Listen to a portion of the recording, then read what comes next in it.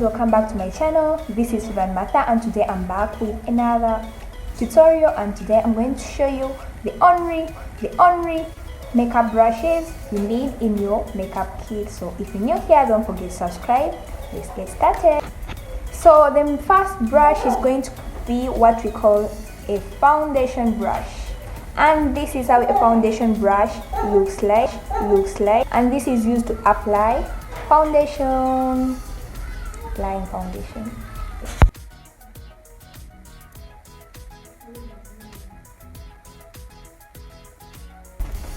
The next brush is going to be what we call a powder brush, and this is how it looks like, and this is used to apply powder.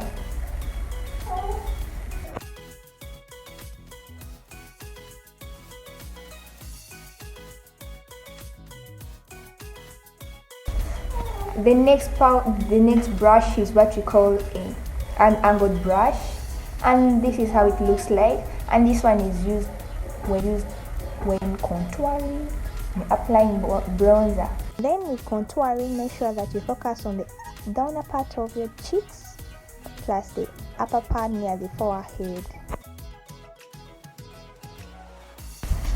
The next brush is what we call an eyebrow brush, and that's how it looks like, and this one is used to apply eyebrow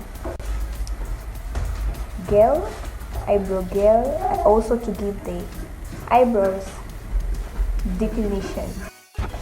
Our next brush is going to be what we call a crease brush, and this one is used to apply the transitional shade at the crease area, and that's the area between the bone and the lid.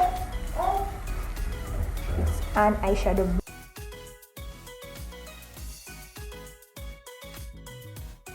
The next brush is what we call a concealer brush, and this one is used to apply concealer. For example, when you're working on your eyebrows and shaping them clean. Brush is called the lip brush, and this one is used to apply lipstick.